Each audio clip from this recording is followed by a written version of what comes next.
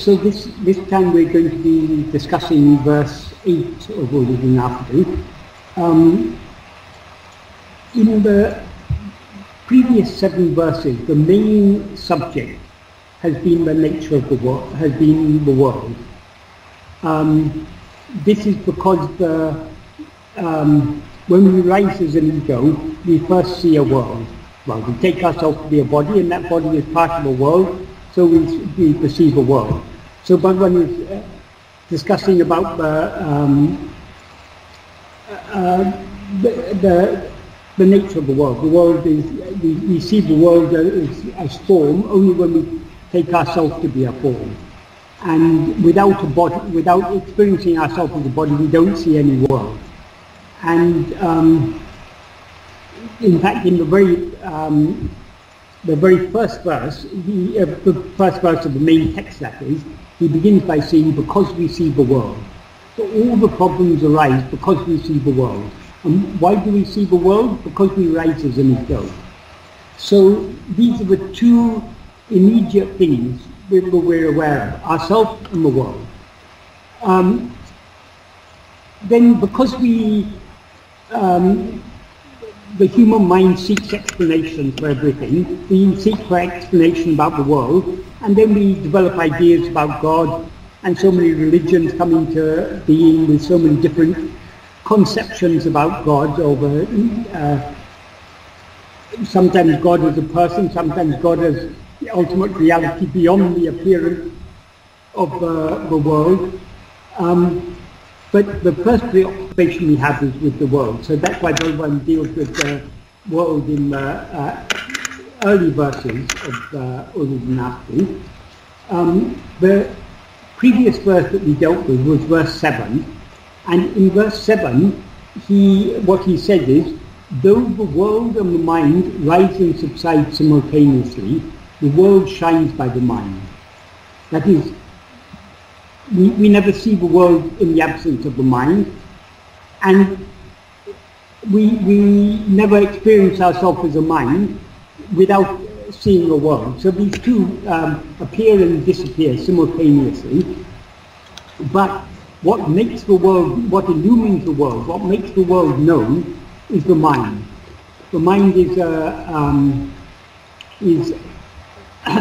a reflection of the real consciousness that we are. It's a seeming consciousness, and so it seems to be conscious of the world, but it's not the real consciousness, but the real awareness that we're looking for.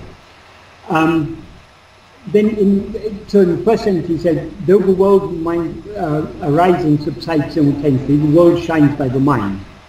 And then in the second and last sentence of this verse, he says, only that which shines without appearing or disappearing, as the base for the appearing and disappearing of the world and mind, is pēr-uruvil. Pēr-uruvil is a Tamil word which means real substance. Is pēr-uruvil, which is pūṇram. Pūṇram is a Tamil equivalent of pūrna, so it means the infinite whole. So the real substance is infinite. That is, the real substance is all that we perceive, all that we are aware of, is an appearance. What appears as all these things, including ourself, this ego, is pēr-uruvil, is the real substance. Just like what appears as so many gold ornaments is only gold, or what appears as a snake is only a rope. The rope is the substance of the snake. The snake has no substance of its own. It's not real, but the substance of the illusory snake is only the rope. So in that way he uses this word pēr-uruvil, which is the Tamil equivalent of the Sanskrit word vastu. So it means the real substance. So that in that verse he did in earlier verses allude to it. He begins to talk a bit more directly about what is beyond the appearance of mind and world, or ego and world. Then in verse 8, as soon as we have an idea about God or about some ultimate reality, Brahman, or whatever we call it, whatever our conception of it is, we want to know it. the human mind is always seeking knowledge, always seeking, wants to be aware of things. So we want to know what is God. We want to see God. So most religions are directed towards seeing God in some way or other. So that's a topic that Bhagavan takes up in verse 8, but he doesn't actually use the word God. He's not talking here about a person, he's not directly talking about a personal God. He's talking about this poruḻ, this ultimate substance, the real substance. And he says in this verse, in the first sentence he says, e-p-peyariṭ pēr-uruvil ēttiṉum. That means whoever worships in whatever form, giving whatever name, pēr-uruvil, a-p-poruḻai, kāṇvaṛiya. That is the way to see that poruḻ, that real substance, in name and form, pēr-uruvil.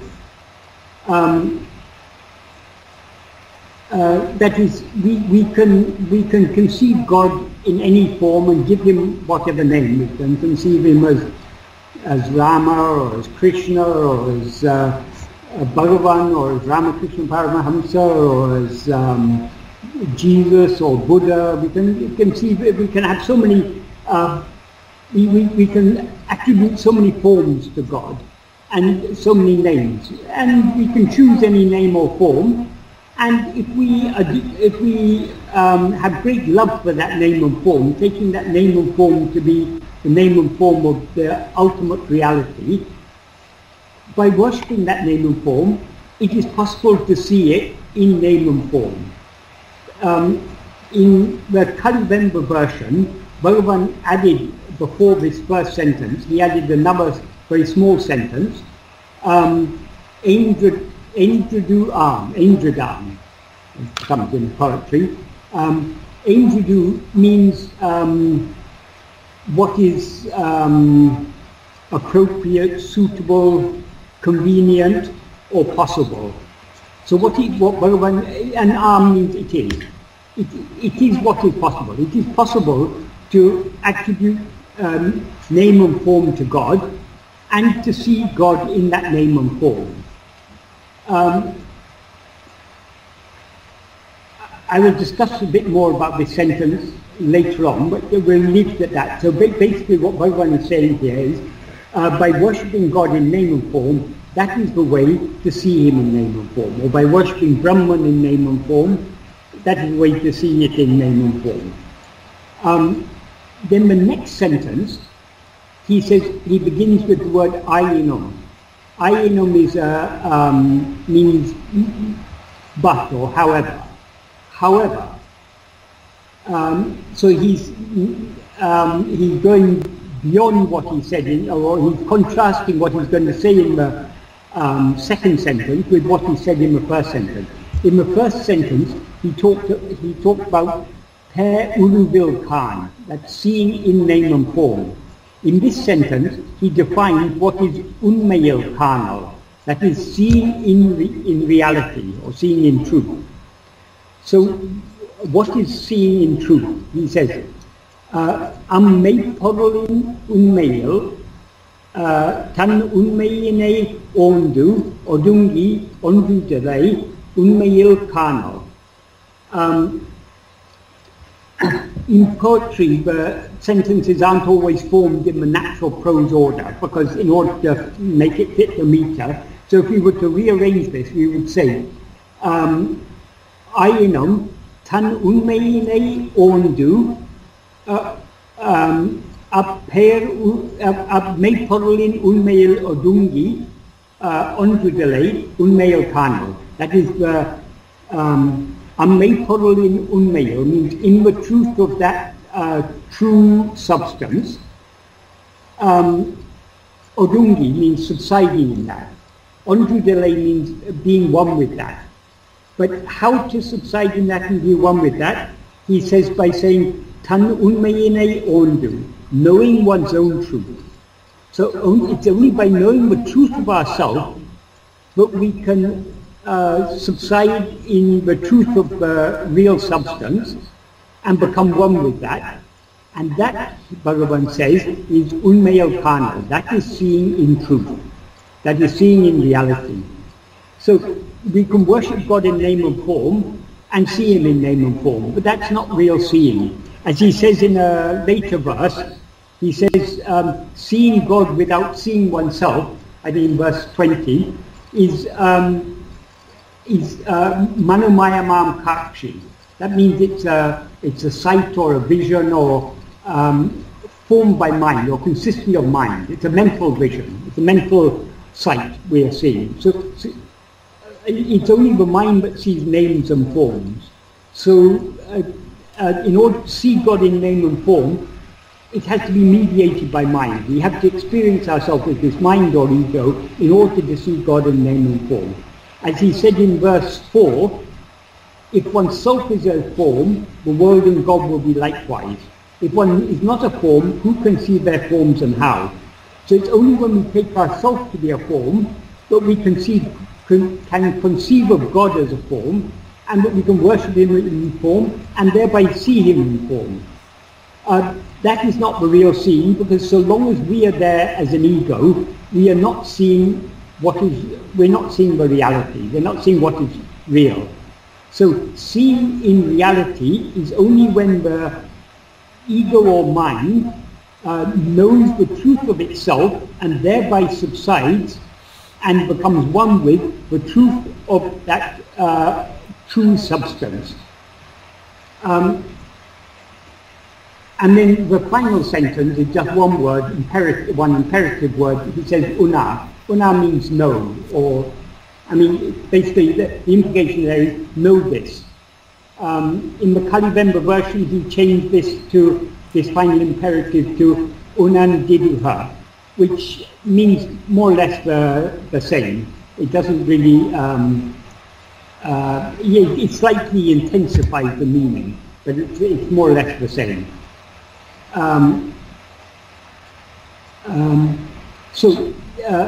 But though the meaning of this verse is very simple and straightforward, unfortunately most translators and most interpreters have given a rather, have missed the point of the words pēr-uruvil in the first sentence.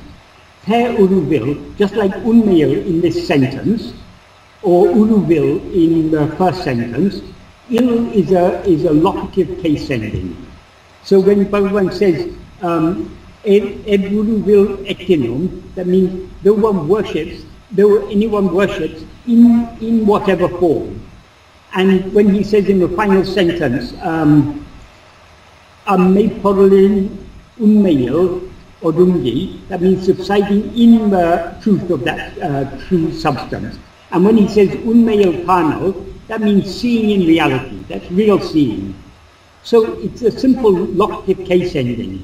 But it can also, il can be a poetic abbreviation of uḻḷadu. So pēr-uruvil can also be interpreted as nameless and formless.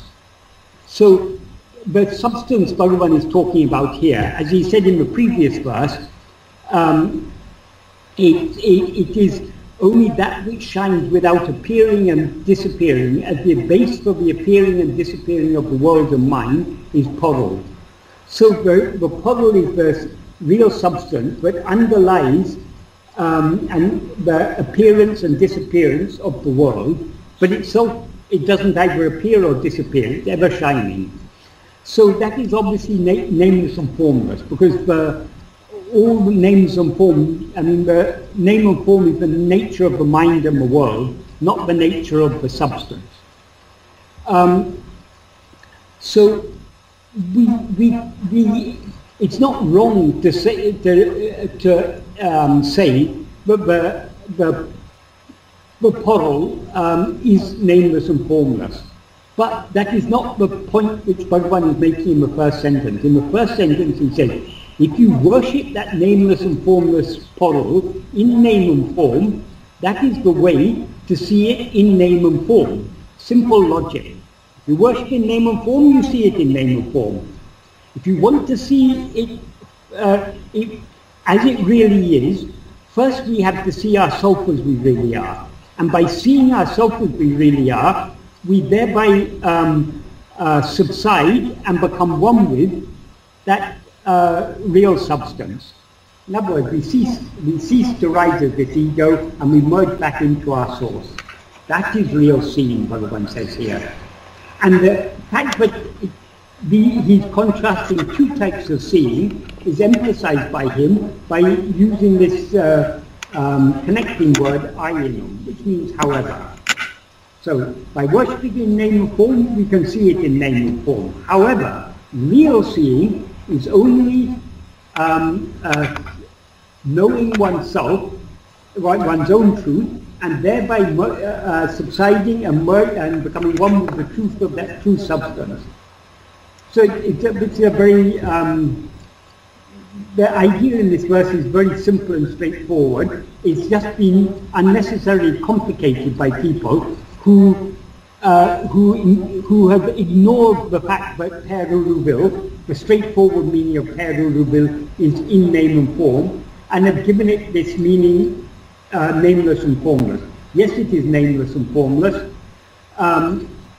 It's not wrong to say it's nameless and formless, but that is not the main point Bhagavan is making. And in some translations, they've gone even further. Instead of taking it as pēr-uruvil as meaning pēr-uruvilada, which means nameless and formless, they've taken it as pēr-uruvilladu, for which there's no justification, which means seeing it without name and form. That is, they take the meaning to be whoever worships that porul in whatever form, giving it whatever name, that is the way to see it without name and form. That is the complete opposite of what Bhagavan meant. And there's really no justification at all for that third meaning. I mean, that doesn't fit in at all. So, as I say, it's not wrong to take pēr-uruvil as a secondary meaning of pēr-uruvil, nameless and formless, though it's not really adding anything to the sentence, because to the real meaning of the verse, because it's fairly obvious that that porul is nameless and formless. But the reason Bhagavan used these words here, he's stressing that is the way to see it in name and form. That, for some reason, most translators and commentators have not seen that obvious, straightforward meaning, and have given some other meaning.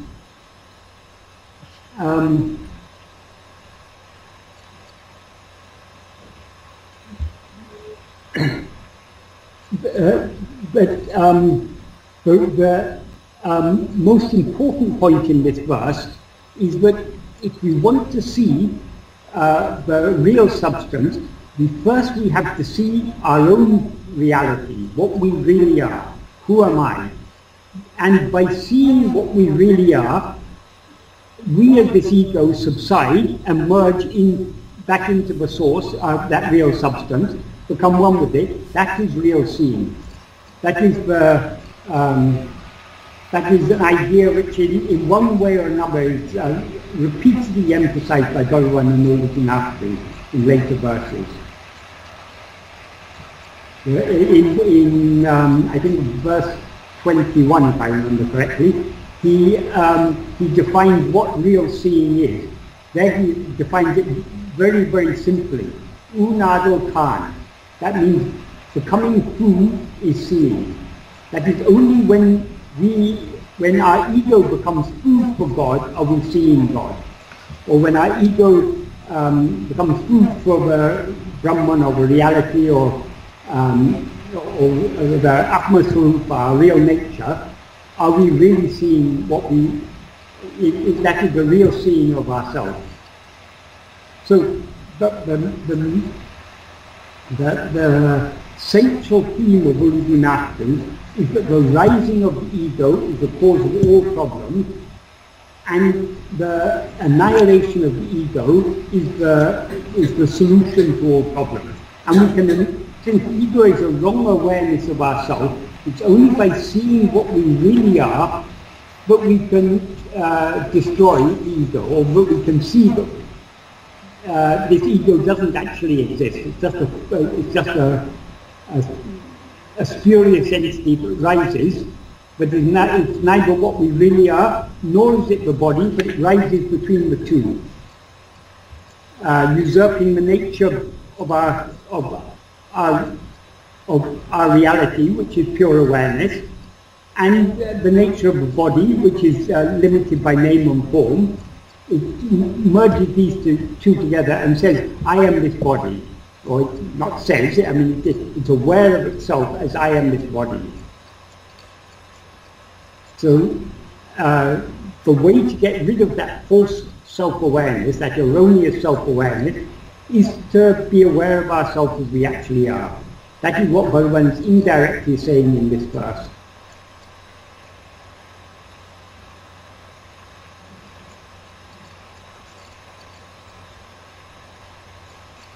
So I think there's not much more for me to say about this verse now. If any of you would like to ask any questions. Thank you, Michael. So it looks like the first half is talking about Anya Bhakti and the second half about Ananya Bhakti. Yes, exactly. So long as we see God as other than ourselves, so long as we see God as a name and form, there is a separation between ourselves and God. We can see Him in name and form, but that is not real seeing. In order to see Him as He really is, we have to see ourselves as we really are.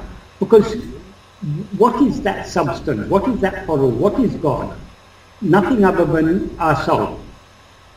So in order to see God as He really is, we have to see ourselves as we really are. As Bhagavan says in Upadeshunya,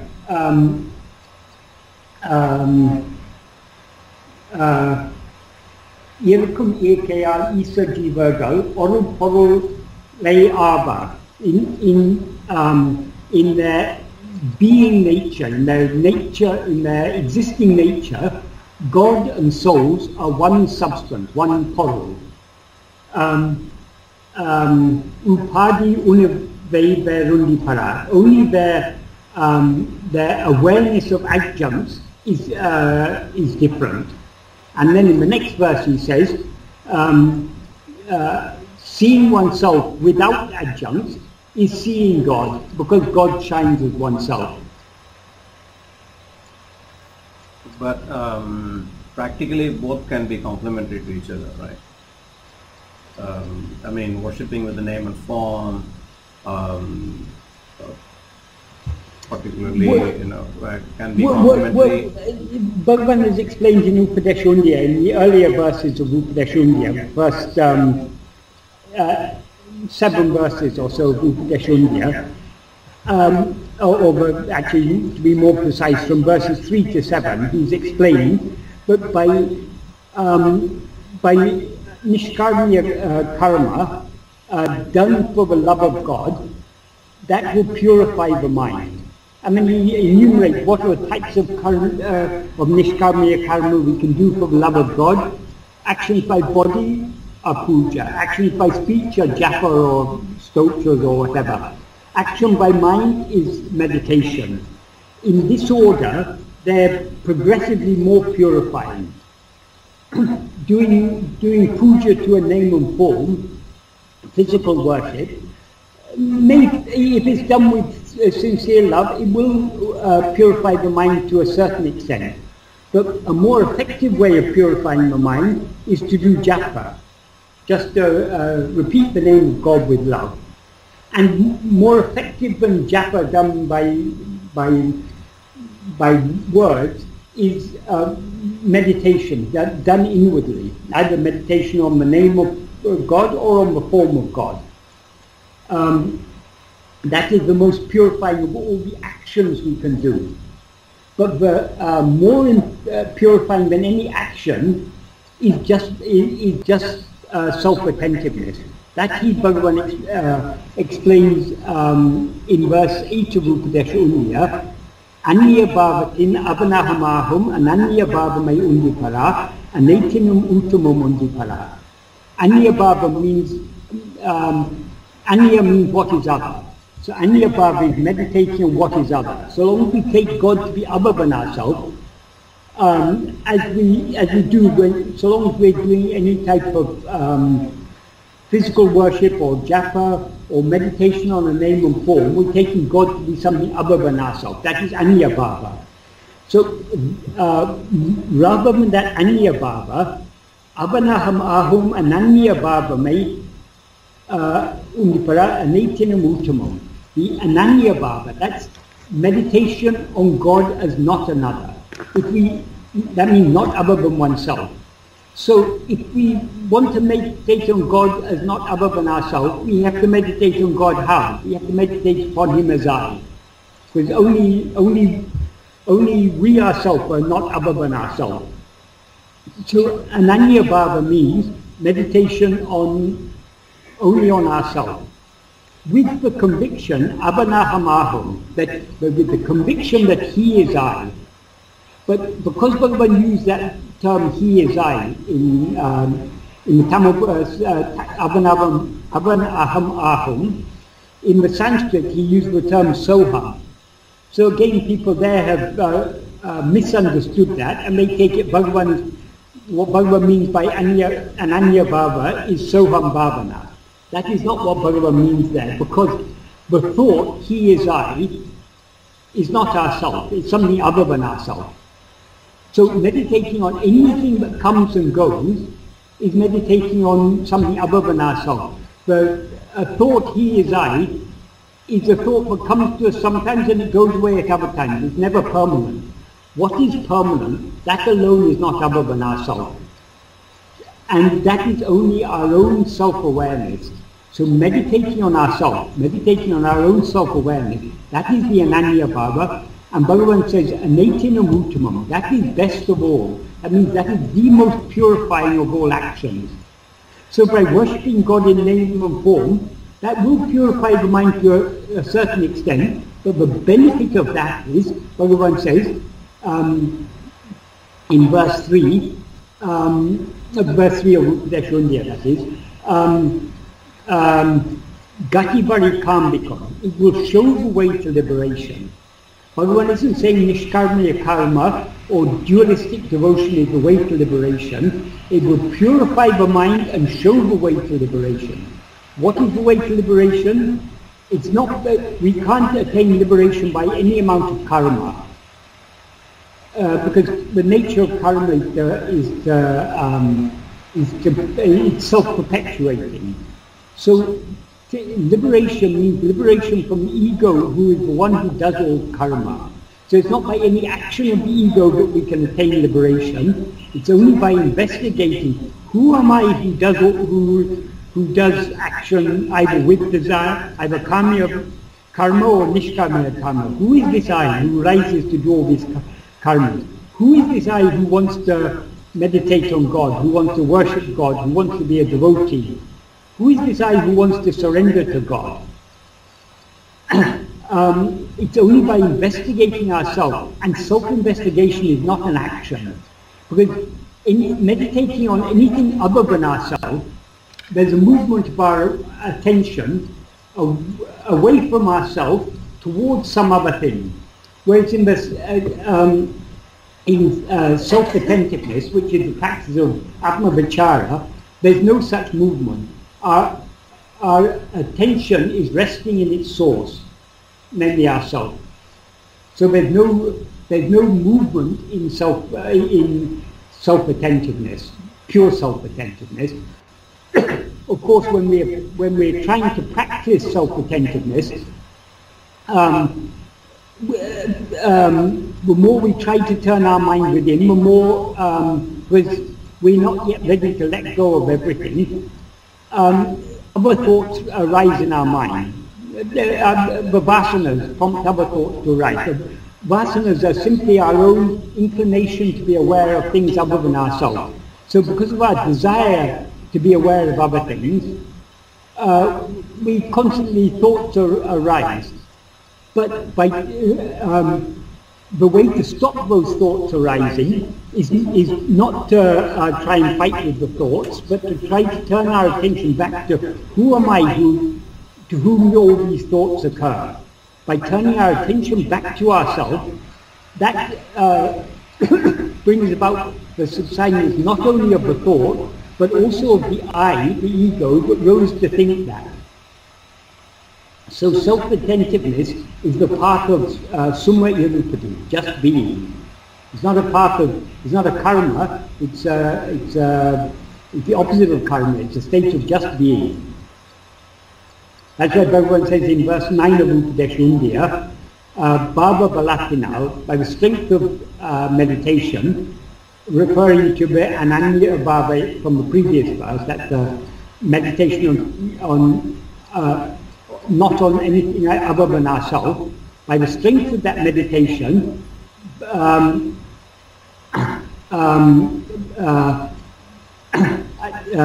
Balakinal Bhavanatita, Satbhava Tiritale Undipara, and Parabhakti Tattva Mundipara. He says it's Bhavanatita, it's beyond meditation, beyond mental activity. Satbhava Tiritale, just being in one state of, in one's true state of being. That is supreme devotion. I mean, in the next verse he says, Uḍilladu Nāṛpadu. That means subsiding and being in the place from which we arose. That is karma, bhakti, yoga and jnana. Subsiding and being in the place from which we arose is what Bhagavan refers to in this 8th verse of Uḷḷadu Nāṛpadu as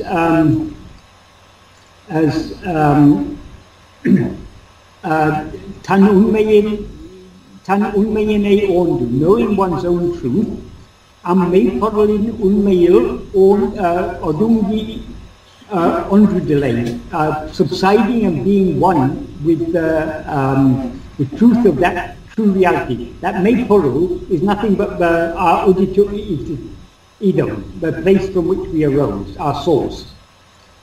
So in all these verses, Bhagavan expresses it in different ways, but he's pointing to the same thing in every case. He's constantly driving us to turn our attention back within, to see what we ourselves actually are. If we don't see what we actually are, how can we see God as He actually is? When we see ourselves as we actually are, there's no God other than ourselves to see as He actually is, because God as He actually is ourself, what we actually are.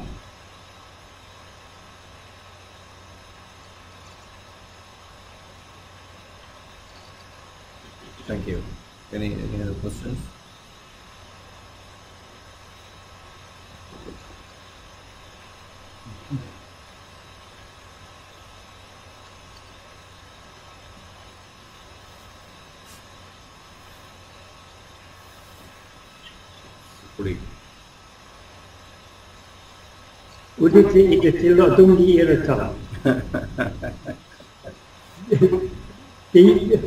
Subsiding and being in the place from which we rose. That is silence. Right.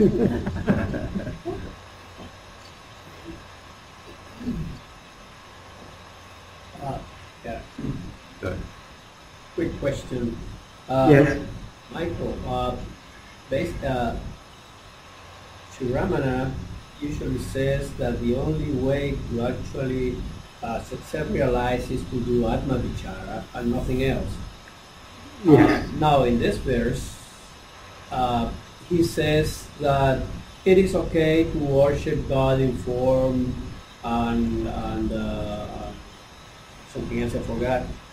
Yes. So, but the real way to know God is to actually abide in it or realize that you are that big. All right. So, but it seems to me that he's giving some concessions in this verse, as to whether Atma-vichara is the only way, or we can actually go step by step towards it. I don't know if you Yes, have a comment on it. Well, yes, but it depends what our goal is. If our goal is to see God in name and form, then there's no need to do Atma-vichara. We can worship God in name and form, and if we develop enough love, we will eventually see God in name and form. But is that our aim?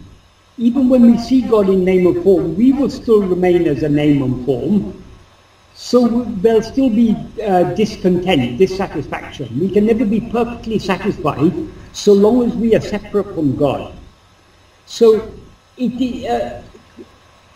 seeing God in name and form is not really, that's not the goal that Bhagavan recommends us to seek. If you want to see God in name and form, okay, by all means, worship God in name and form with great love, and eventually you may see God in name and form. But then, what next? It's not the end, because you're still there, seeing God.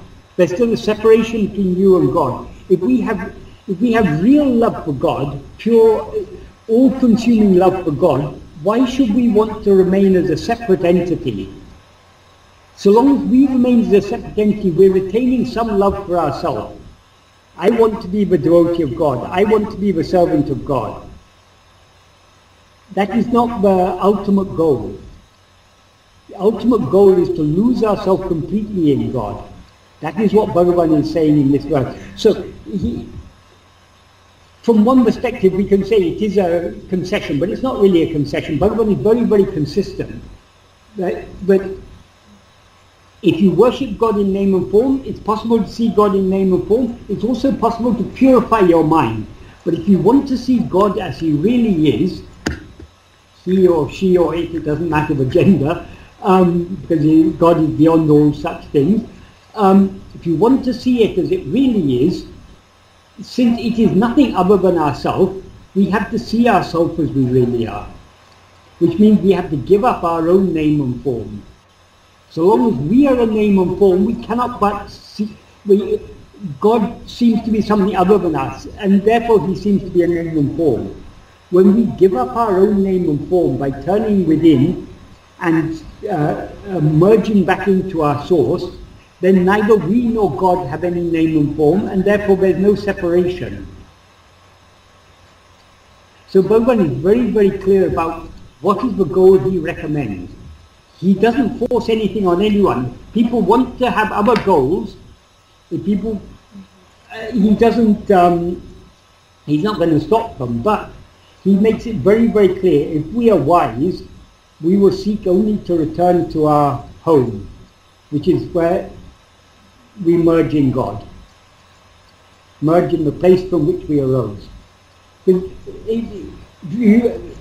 in the previous verse He said, though the world and mind arise simultaneously, the world shines only by the mind. Only that which shines without appearing or disappearing, as the base for the appearing and disappearing of the world, the mind, is the real substance. So that is what Bhagavan wants us to achieve.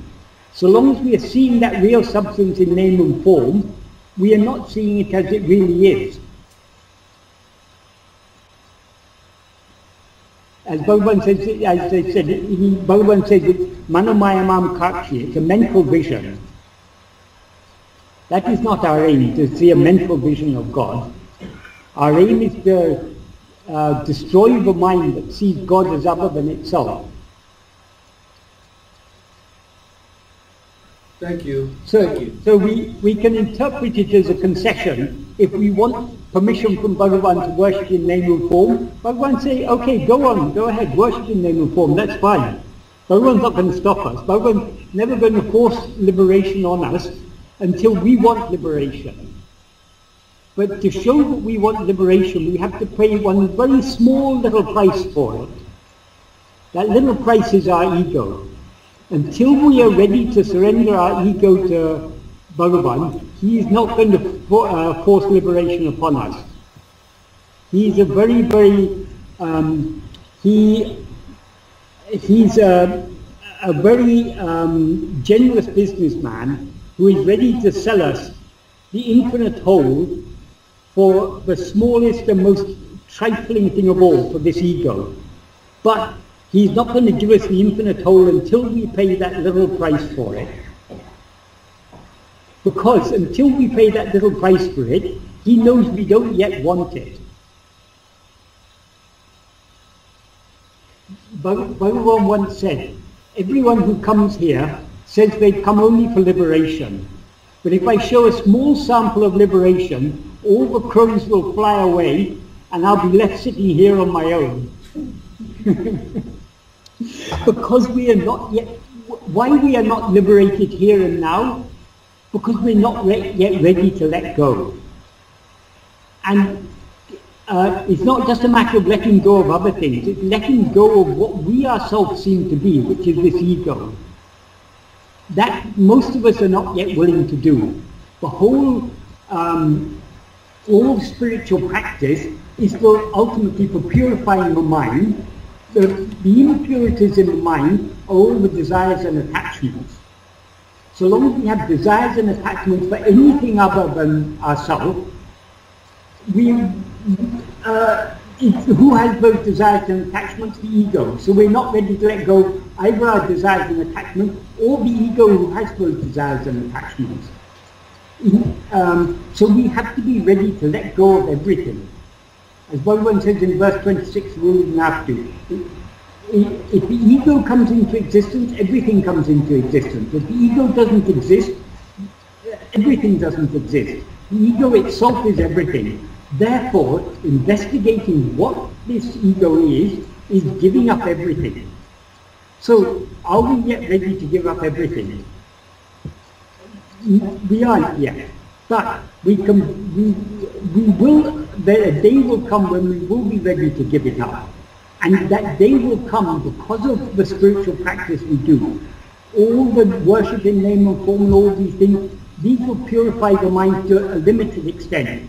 But to purify the mind to the extent required, a-m-mey-p-poruḻai is the only way. That's why Bhagavan says, ēttiṉum in verse 18, the best of all. That means it's the most purifying of all forms of spiritual practice. Why? Because supposing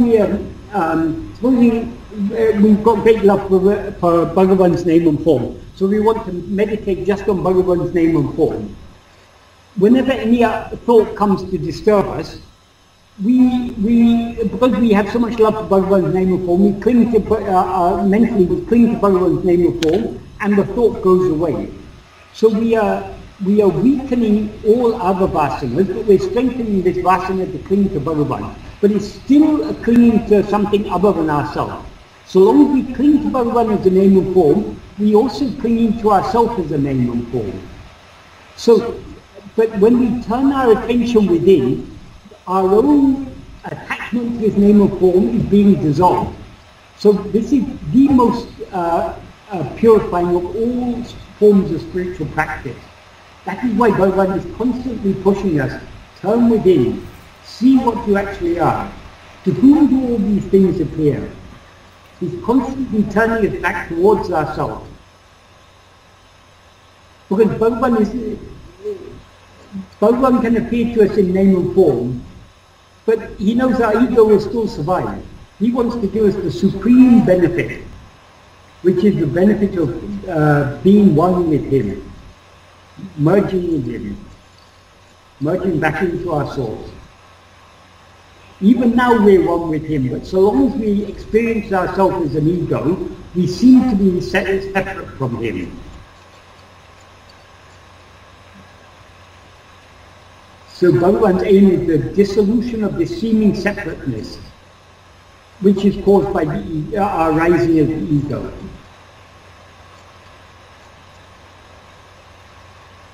So there's only one goal Bhagavan recommended, and one path to that goal.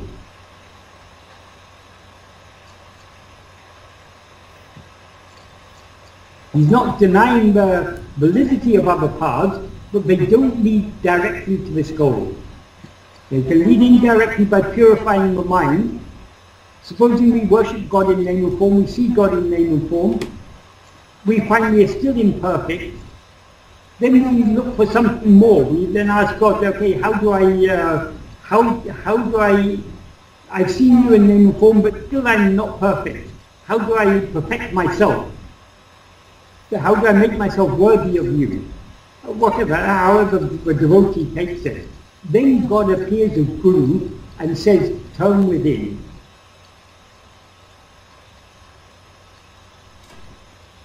Thank you, Michael. Thank you very much.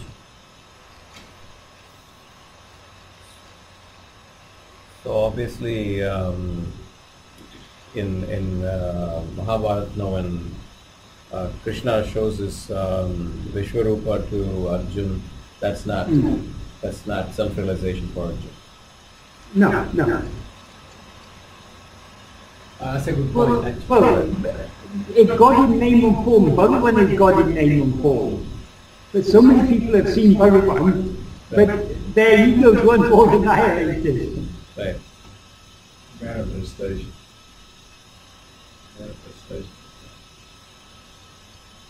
That doesn't mean that seeing Bhagavan in name and form is of no benefit.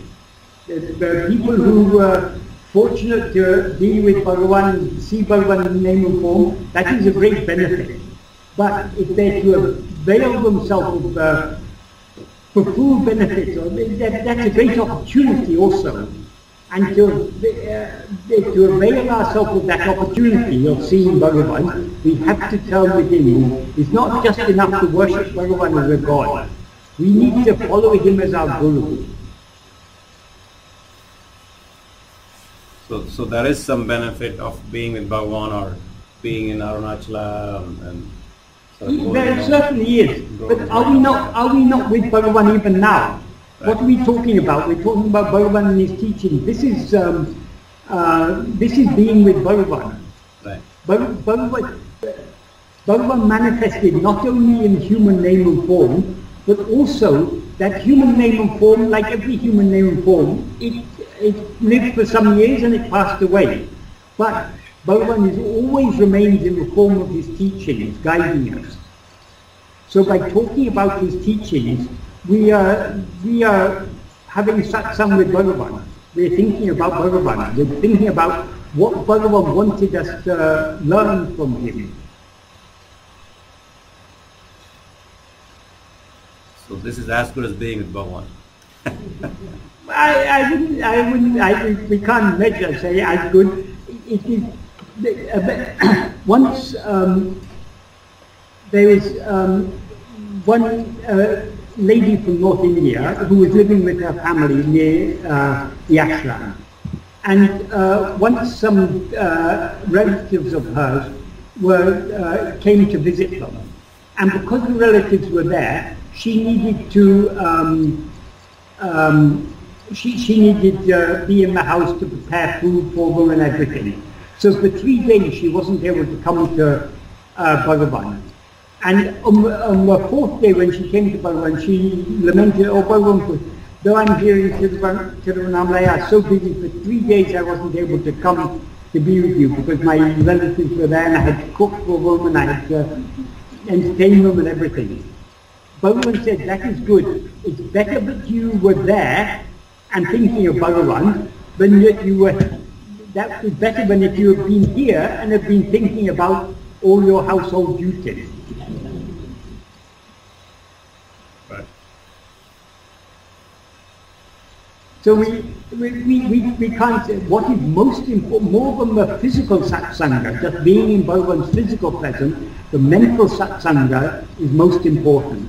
And thinking of Bhagavan's teaching is the best mental satsanga. Of course, we have to go beyond even mental satsanga to the atma sanga, which is turning our attention within. That is beyond the mind. And fixing the mind back in its source. Right, you're saying something? Swarupa is Vishwarupa? Hmm? Swarupa. Is it Yes. Vishwarupa? Swarupa Vishwarupa, no, Vishwa means world, Vishwa means the cosmos. That cosmos appears only when we rise as this ego. Swarupa is what Bhagavan describes in verse 7 as the poruḻ, from which the base which exists and shines without appearing and disappearing, as the base of the appearance and disappearance of the world of mind. So even if you see the whole universe as God, you're still not seeing Swarupa, because that's not his real Rupa. His own Rupa is pure self-awareness, I am.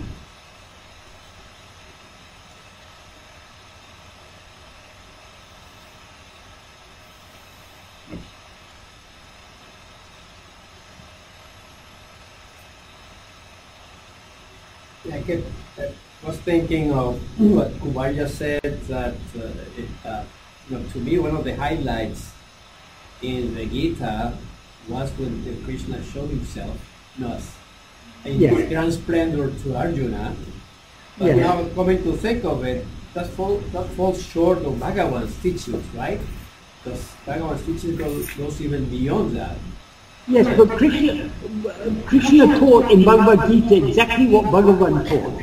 There are two verses in chapter 6 where Krishna says, I think they're verses 25 and 26 or 26 and 27, I can't remember. Yeah.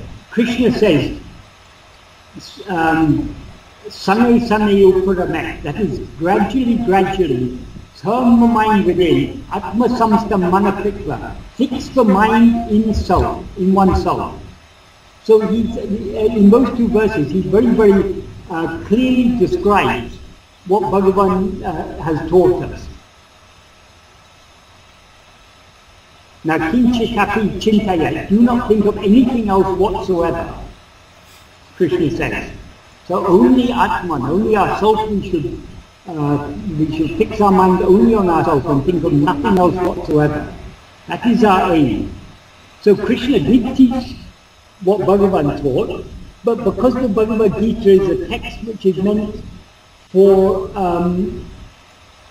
a variety of people, with a variety of beliefs and understandings and aspirations, Krishna gave something for everyone in Gita.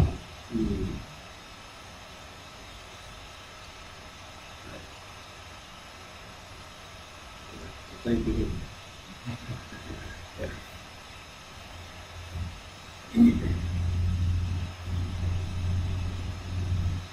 Any other questions?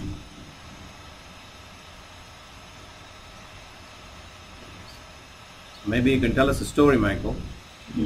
Story? I'm not a storyteller. Some Bhagavan-related stories. Well, I don't know, my mind doesn't, I mean, of course I've read all the stories in the books, and while I was in Tirunamala, I met many old devotees, I heard many stories about Bhagavan. But what attracts my mind most of all, more than stories of Bhagavan's outward life, though of course we can learn a lot from Bhagavan's outward life, it's what Bhagavan taught us is for me well, that's what draws, that's what Bhagavan captured me through his teachings. It's his teachings which enchanted me. So my mind dwells mostly on his teachings. Sometimes when explaining teachings, some story comes to my mind that illustrates it, but it's that's not what occupies my mind most of the time.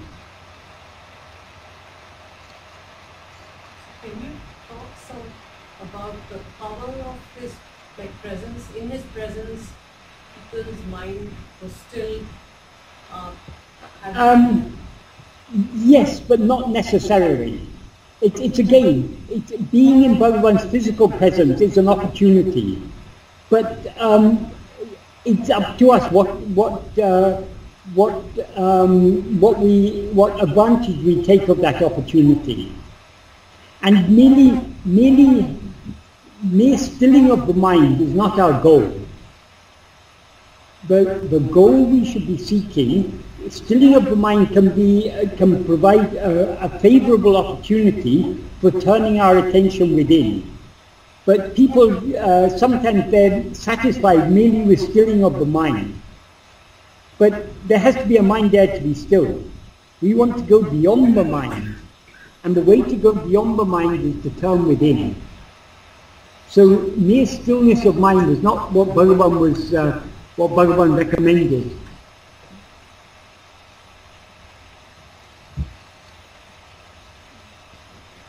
We can get stillness of mind by concentrating on some external name and form. Say the name and form of God. We can subdue the activity of the mind. It's not completely, the activity of mind is not completely subsided, but it's becomes relatively still, relatively quiet. But we have to go beyond that. Who is experiencing that quietness of mind? Who is experiencing that stillness of mind? Until we see what we ourselves actually are, we should never rest content with any intermediate goal. Even if we see God in name and form, even if we experience nirvikalpa samadhi or stillness of mind or great bliss or whatever, who is seeing all this? Who is experiencing all this? There has to be an ego there. Anything, Bhagavan said, anything that comes will also go. And things come and go only in the view of the ego. So long as we are aware of anything that has come or that is going to go, we are still aware of ourselves as the ego. So who sees the coming of, who's experiencing this great bliss? Who's experiencing this stillness of mind? Who's seeing this vision of Rama or Krishna or Bhagavan or Jesus or whoever? Who is seeing the Vishwarupa darshan? We have to, Bhagavan's teaching is not about seeing, it's not about seeing anything else, it's about seeing only the seer. Who am I, the seer of all this?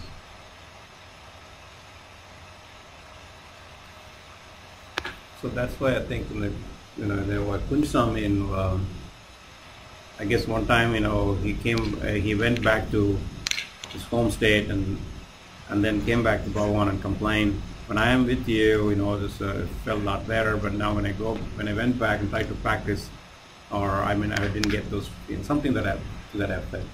You remember that incident? I think your explanation reminds me of that story, that incident. Right.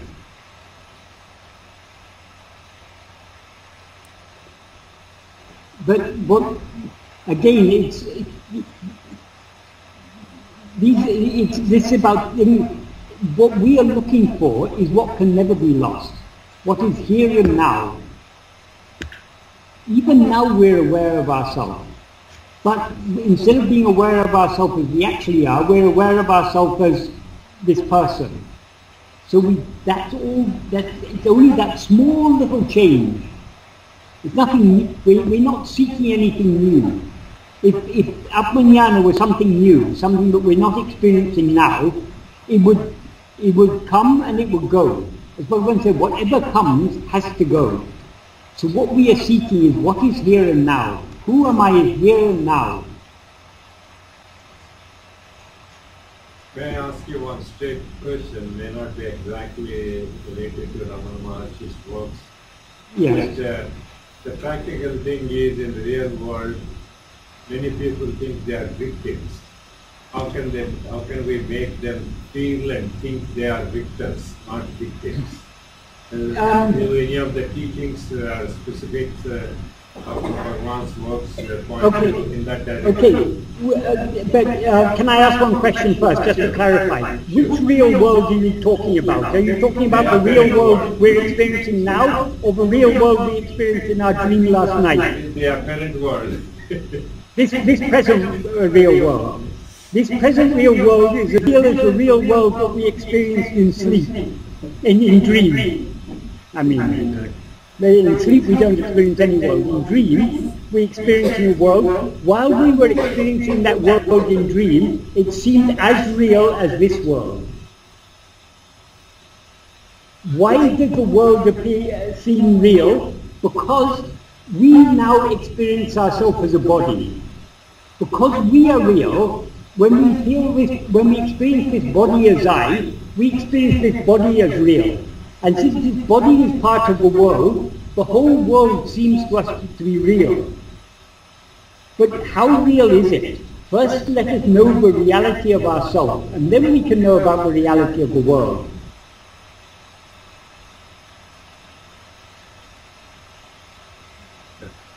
Go ahead.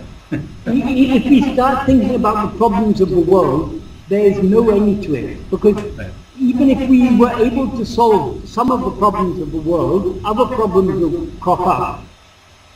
Okay, nowadays we have relatively comfortable lives compared to how things were in the past.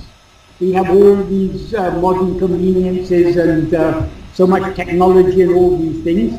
Not everyone, unfortunately in this world, not everyone is having equal access to all these things, but most of us are pretty well placed compared to the way many of our ancestors may have lived. But still the world has problems. Still we've got terrorists, still we've got greedy billionaires, still we've got, well, we're making more of a mess of the world. With all our modern technology, we're making more of a mess of the world than we ever were in the past. So when we see the world, we know it's very clear the world is imperfect and it will always be imperfect. So let us not seek perfection in the world. If we want perfection, we have to seek it within ourselves. And then we will see the world is nothing other than ourselves. So let us first see what we are, then we will know the truth about the world and the truth about God. So first things first.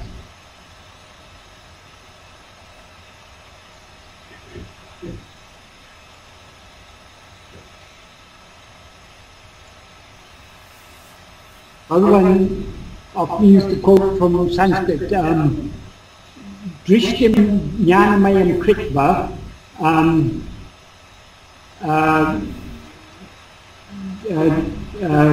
Jagat Brahmamayam, I can't remember the exact word, but it means change your outlook, your view into that of Jnana and see the whole world as Brahman.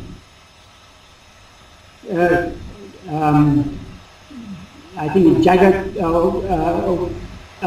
Brahmamayam Pasyat, see the whole world as Brahman. So the whole world is perfect if we see it correctly, as it really is, which is Brahman. It's because we see it as name and form, but it seems imperfect. And we see it as name and form because we see ourselves as a name and form.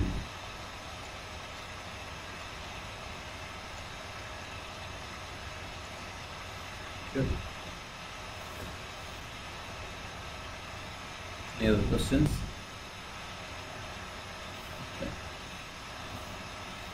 I guess everybody's quiet now. Actually, there was a story. We wish we were quiet. Exactly. Our mouth may be quiet, but our mind doesn't keep quiet. Exactly. The mind will keep really quiet only when we turn within. Right. And see that there's no mind at all. Right. Yes, Michael. Uڼṭṛudal-ē, you were asking something? Yeah. Yeah. Dipti can go first. No, it's all right. Go ahead. Oh, sorry, go. Okay, well, it's just that, once we read a story, but I don't remember exactly how it went. This has to do with worshiping God in form or just within yourself. This was a visitor to Bhagavan from Chile, I think. He came all the way, or they came all the way from Chile to see him, and I think he said something like it was best for them to have stayed back at home or something like this. I don't know, I kind of I don't know. But I don't know. I don't know if you remember that story. That's my question, basically. You don't remember? No, I don't know that one. Yeah, actually, it was something like he said, "What you came to." No, I think I know wait to see me. No, I know. I think I know what you're saying. Someone came to Bhagavan and asked Bhagavan, Bhagavan, show me the way to God. And Bhagavan said, go the way you came. And that person was upset. Why? I come all this way to see Bhagavan to find out how to find God. And Bhagavan said, go back the way you came. What Bhagavan meant by go back the way you came is, no, he's not talking about the body, he's talking about the ego. Where did the ego come from? That ego, it has risen, it must subside. Oh, I see, okay, all right. All right. Sorry. Michael, all that you talk, all these books, everything you say, Yeah. it just seems like it reminds me of this saying from the Bible or something like pearls before swine, something like that. Like you can talk, tell me, but all that's hearing you is this identity I take myself to be this body-mind. I cannot get past this biological body-mind mechanism. And you're asking me to know that via this. I don't have any other tool except this, but yet I'm supposed to go beyond it. So it just seems like I'm stuck. I plead innocent. You can't blame me for. I plead innocent. You are blaming me for throwing pearls before swine. It's not me who did that. It's Bhagavan who threw pearls before all of us swine. Why did you do that? I wish I didn't know this, because I would have been better off not knowing who I am. Because if I was just like as an animal, like I'm good to feed, sleep, eat, bathe, go do my groceries, go shop, go get a job, go have a couple kids and die. Yeah. But now I'm supposed to go beyond that and be who I really am. I mean, why? Because evolution hasn't programmed me that way. Evolutionarily, I was just made this way. Yes. But now I'm supposed to go beyond the whole evolutionary history of who I am. Okay, the evolutionary history of who you are is the evolutionary history of the body. But are you this body? Yes. You are this body. No. Sorry. Michael, but I can't, I know I am this body, and I know I am not this chair or this body, for instance. I know I am this body. How do I know I am this body and not that body? Okay, now you're aware of yourself as this body. But in dream, are you aware of yourself as this body? You're aware of yourself as some other body? I don't really have vivid dreams. I'm not sure what happens in dreams.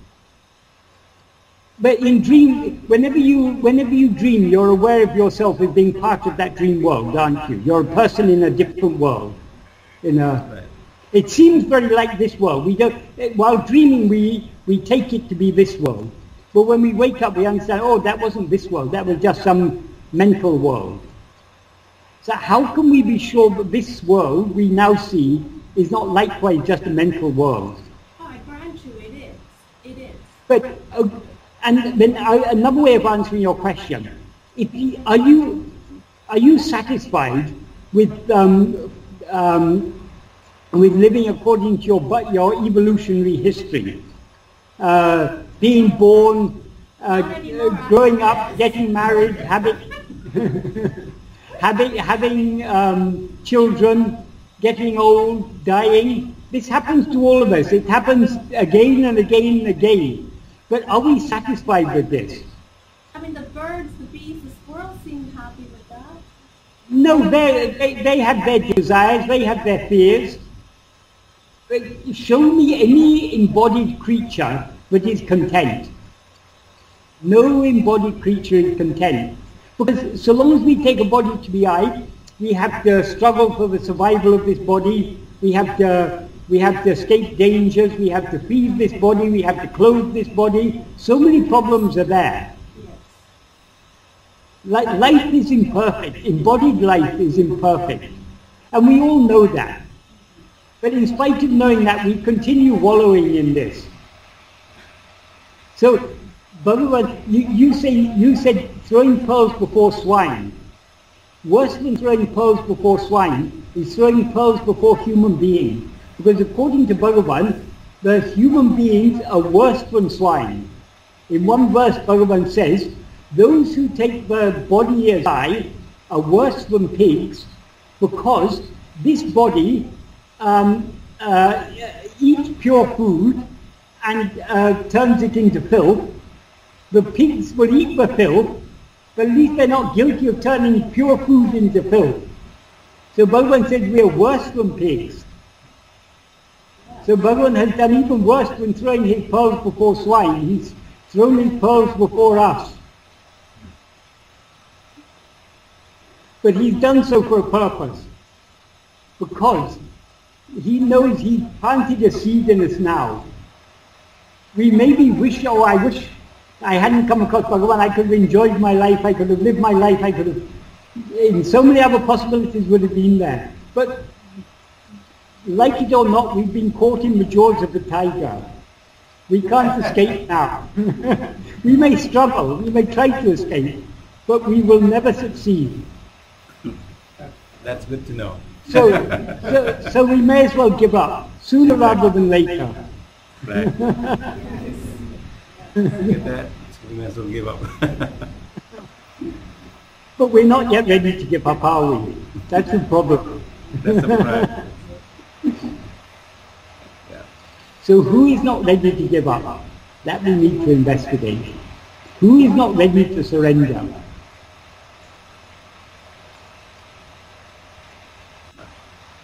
So can you help us investigate that right now? So who is not ready to surrender?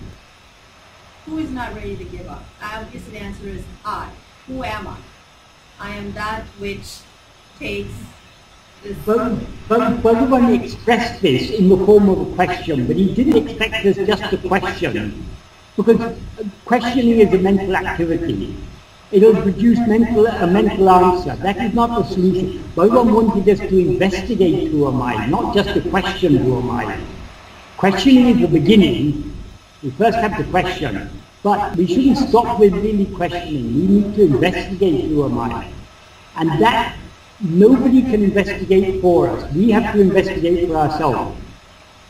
Lakshman Sharma recorded in Mahayoga, but when someone once asked Bhagavan how to, what is the way to practice this?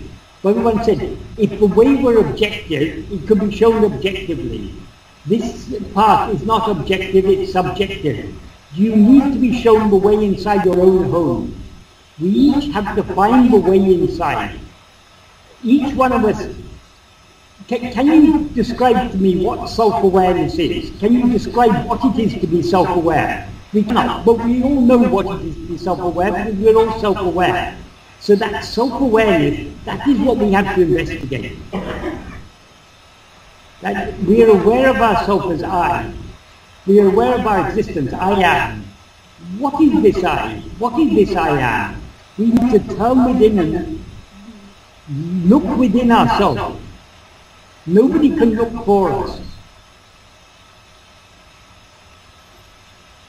And it's important not to think of the question itself, right? Isn't he saying in one of the verses, it's like a drunken man?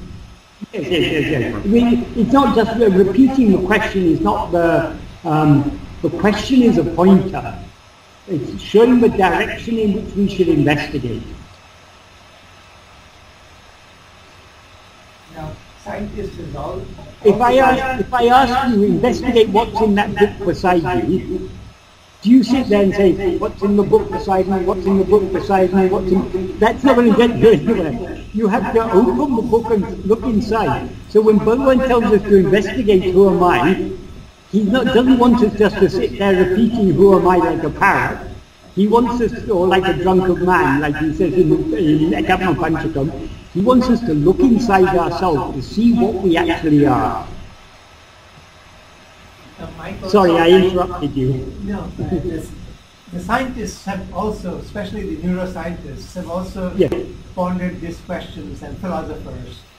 About, Yes. They call it qualia or something. You know, it's an abstract Yeah. notion. Now, Yeah, but how- they're looking for answers outside themselves, aren't they? yeah, yeah. But the general view of most scientists and most modern philosophers is that the mind is something within the brain. But where is the brain? Where is the whole universe? It's in our mind, isn't it? So they see things. So long as we take the material, physical world to be the primary thing, we're looking in the wrong direction. To whom does this material world seem to exist? When does the material world seem to exist? Only when we see it. So what comes first? The material universe or consciousness that's aware of the material universe? According to Bhagavan, they arise and subside simultaneously, but it's only by the mind that the world shines. But neither the mind nor the world are real. From which they arise, that from which they appear, and into which they disappear, that is the poruḻ, that is the reality that Bhagavan wants us to see. And to see that, we have to turn within.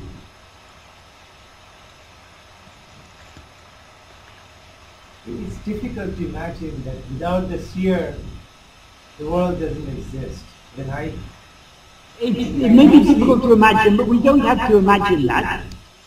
But imagination is going to get us nowhere. The whole world is created out of imagination. How the world in dream comes into existence? By imagination. Who is the one who has difficulty imagining that? That is what we need to investigate. Seer is a permanent one. Sorry? The seer is always permanent. The sea is not permanent. The seer comes along with the sea. The seer is the mind, the ego. That appears and disappears. In sleep there's no seer, no mind, no ego, no subject, and hence no object. So what exists in all the three states, that is poruḻ. In sleep, in waking and dream, it exists with ego and world. In sleep it exists without ego and world. So that is what we need to find. But when you say awareness of existence, those are also words, at least to us now. Yes, they're all words, but the words aren't, we're never going to get jnana from words. Like Ramakrishna Paramahamsa used to say, but if you read the almanac, you'll know when it's going to rain. But if you squeeze the almanac, how much you squeeze it, you won't get a drop of water. So these words will never give us jnana. The words are pointing in a certain direction, where we have to look, within ourselves. That is the purpose of words.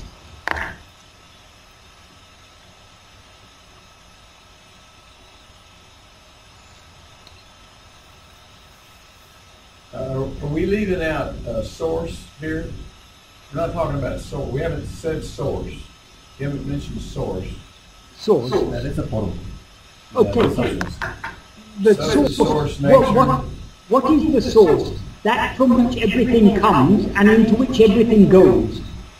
Everything comes in waking and dream, and it goes in sleep.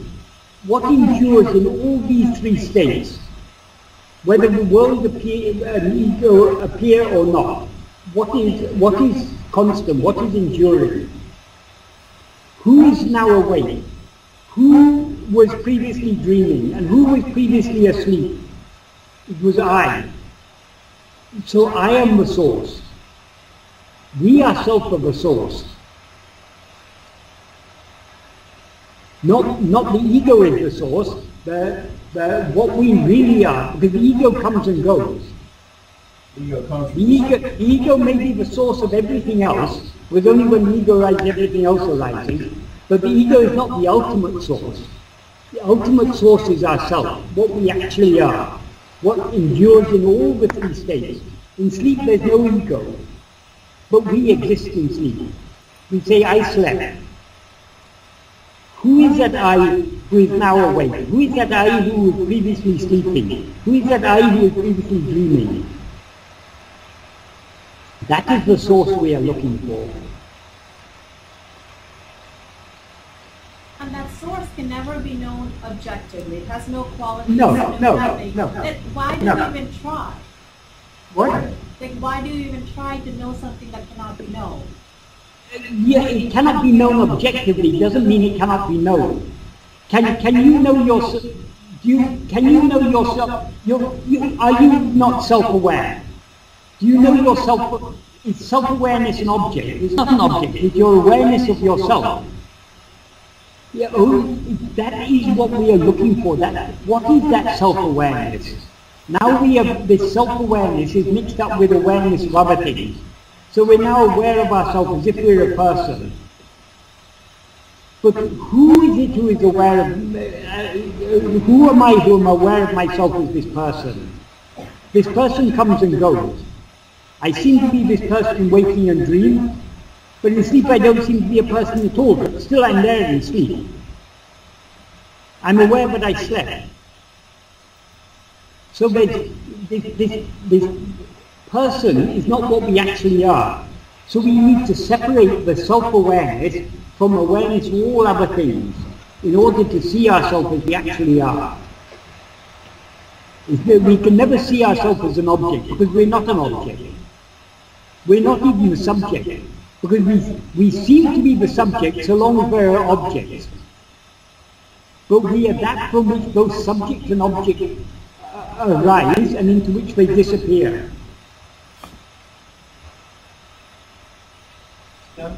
But we have to, though we are not the subject, we have to look at the subject. Now we experience ourselves as if we are the subject.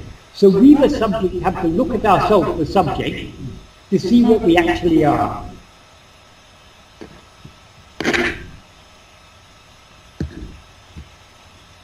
Mike was talking about pointers. So, we have been talking about surrender and self-inquiry as the two main, and they're the same in ways. The other thing I've heard, but not often discussed, that Bhagavan also said about the now, being in the now. Yeah. Can you tell us how that relates to? Okay. Yeah. Now is the present time, isn't it? And here is the present place. Why does here and now seem to be present? What makes the present moment present? What makes the present place present? It's the presence of ourselves. That's the only thing we can experience. Other things requires. Yes, it's the only thing we can experience. But why do we experience it as present? It seems it's present. What makes the present moment present is the presence of ourself. Because I am here and now. Here and now seem to be here and now. Here and now, the time and place where I am. So, being in the present moment, people some people say you should always be in the present moment. And so in Buddhism, in Vipassana meditation, they always try to be aware of what's happening in the present moment. That is not the present moment, because happening can only happen in the flow of time. Something can happen only when there's a movement in time. And if we analyze time, what actually is the present moment? If we take a second has a certain duration, doesn't it? But the whole second isn't the present moment. There's some point in that second that is the present moment. Even a split second earlier is past. A split second ahead is future.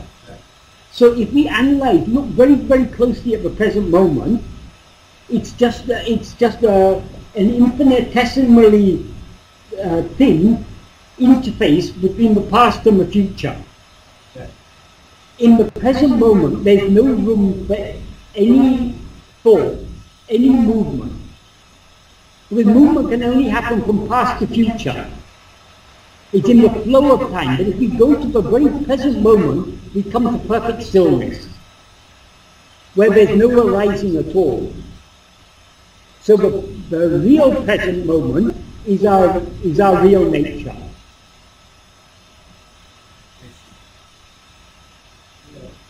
So it's not by being aware of what's happening now. That's a very... Then we are in the flow of time. We're not really in the present moment. What is the exact present moment? That we need to investigate. That we can find only within ourselves. So from the practice point of view, or self-attention point of view, are we saying that they are one and the same, or there is no one and the same, one and the same? Because what makes the present moment present, as I say, is only the presence of ourselves. So to see what is the present moment, we have to look at ourselves. What is present in the present moment is only ourselves. Thoughts arise and subside. All phenomena arise and subside in the flow of time, from past to future. But in the actual present moment, what exists is only ourselves. But we never, our attention is too scattered. We're not able to, we need to focus our attention back on ourselves in order to see what is the exact present moment. And then we will find the past and future are both unreal. In fact, time is unreal. Nothing happens in the present. That is the eternal present. Everything happens in the present, but not in the precise present moment. It happens in the relative present, the flow from past to future. So if we want to go beyond happening, we have to go into the very exact present moment. Between the slightest last moment and slightest future moment, what is that exact present moment? For that we need in Uḷḷadu Nāṛpadu, Bhagavan uses two words. In one verse he says, ṉuṇmaiyiṭṛa. We have to investigate with a subtle mati. Mati means mind or intellect. With a subtle intellect or power of attention we need to investigate. In another verse, in verse 28 I think, he says, ōrndu mati. Ōrndu means a sharpened or very acute mind. So our mind has to be so sharp in order to see what we actually are, to see what is the present moment. What makes the present moment present? What is the presentness of the present moment? For that we need a very, very sharp and subtle intellect. That we can cultivate such a sharp and subtle intellect by this practice of Atma-vichara. To do Atma-vichara perfectly, we need a very subtle, and in Arunachal Pancharatnam, he says in the third verse, Amalamati Tannau, by the blemishless mind. So our mind has to be very much purified, refined, sharpened, very, very subtle. Then only we can see what we actually are. In order to develop such a mind, the most effective way is to practice this Atma-vichara.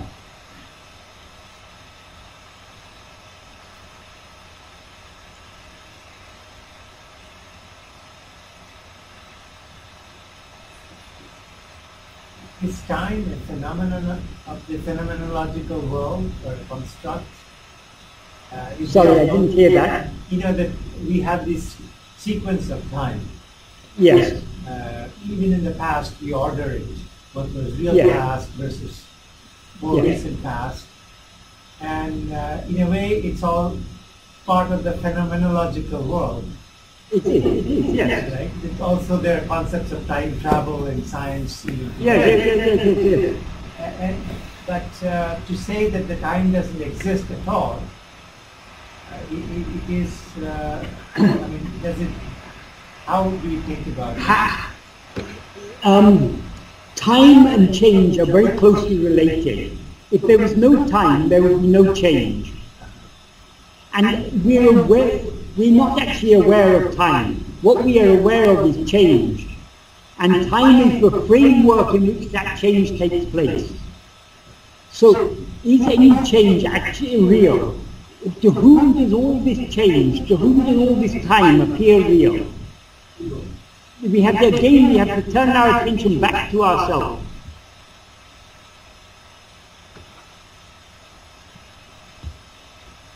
The only way to solve all these mysteries, all these puzzles, philosophers have been debating for thousands of years whether time is real or not, whether space is real or not, whether the world exists independent of our perception of it or not.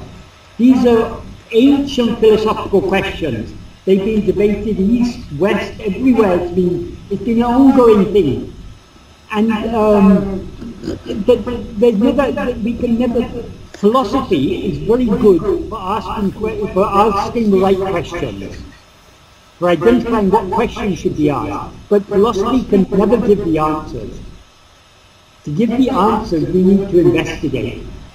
And the most useful philosophy is the philosophy given to us by Bhagavan, because Bhagavan's philosophy is constantly pointing us back to where we need, in order to know anything, we first need to know the knower.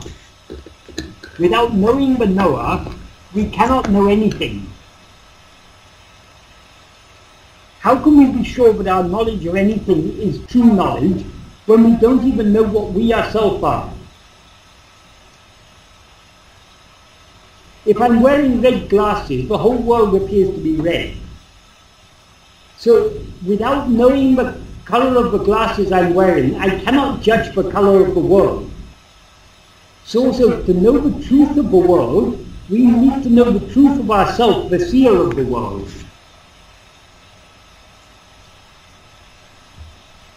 Now we seem to be, the seer seems to be a person, seems to be a physical body, a mind functioning through that physical body. According to the science, there's no real mind there, it's just electromagnetic stimulation in the brain and nervous system. Whatever, they can believe all sorts of things, but to whom do all these things seem to appear? To whom does the body seem to appear? To whom does the world seem to appear? There is something that is aware of all these things.